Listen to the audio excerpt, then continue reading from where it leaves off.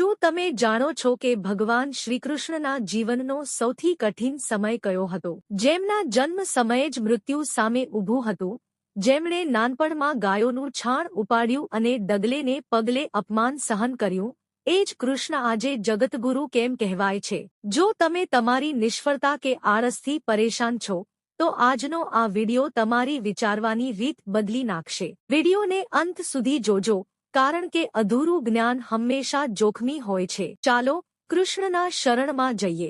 શ્રીકૃષ્ણ કહે છે કે આળસ એ જીવતા માણસની કબર છે. જે વ્યક્તિને મહેનત કરતા આરામ વધુ વહાલો છે, સફળતા તેનાથી જોજનો દૂર ભાગે છે.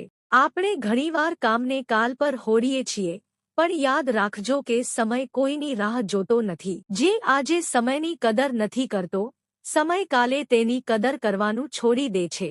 સફળતાનો બીજો મંત્ર છે આત્મવિશ્વાસ. જો તમને જ તમારા પર ભરોસો નથી, તો ઈશ્વર પણ તમારી મદદ કરી શકતો નથી. દુનિયા ભલે તમને નકામા માને, પણ જો તમે અંદરથી મક્કમ હશો તો પથ્થરમાંથી પણ માર્ગ કાઢી શકશો. એકવાર દાનવીર કર્ણે ભગવાન કૃષ્ણને પૂછ્યું, પ્રભુ, મારો વાંક શું હતો?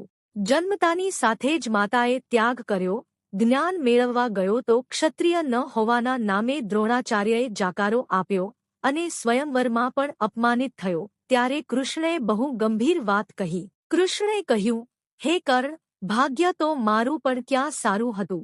જેલમાં જન્મ થયો, જન્મીને તરત મામબાપથી અલગ થયો. આખી જિંદગી મને મારવાના કાવતરા થયા. મારી પાસે ન તો કોઈ સેના હતી કે ન મોટું ગુરુકુળ. પણ મહત્વ એ નથી કે તમારી સાથે શું થયું, મહત્વ એ છે કે તમે તે પરિસ્થિતિનો સામનો કેવી રીતે કર્યો. અપમાનનો જવાબ બદલો લઈને નહીં, પણ તમારી યોગ્યતા સાબિત કરીને આપો. મિત્રો, જિંદગીમાં ક્યારેક પુસ્તકો કરતાં મતલબી લોકો વધુ શીખવાડી જાય છે. લોકો તમારી નહીં, તમારી જરૂરિયાતની ઇજ્જત કરે છે. જે દિવસે જરૂર પૂરી, તે દિવસે સંબંધોનો રંગ બદલાઈ જાય છે. એટલે જ કહેવાય છે કે બોલતા શીખો, નહીંતર આખી જિંદગી સાંભળવું પડશે. પણ હા, ઉડવામાં કોઈ પાપ નથી.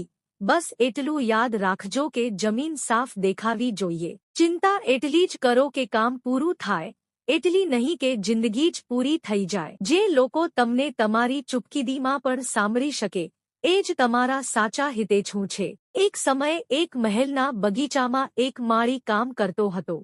તે બહુ સંતોષી હતો. એકવાર તે રાજા માટે દ્રાક્ષ લઈને ગયો. રાજા કોઈ યુદ્ધની ચિંતામાં હતા, એટલે અજાણતા જ દ્રાક્ષ ખાતા ખાતા અડધી માળી પર ફેંકતા હતા. માળી દરેક વખતે કહેતો,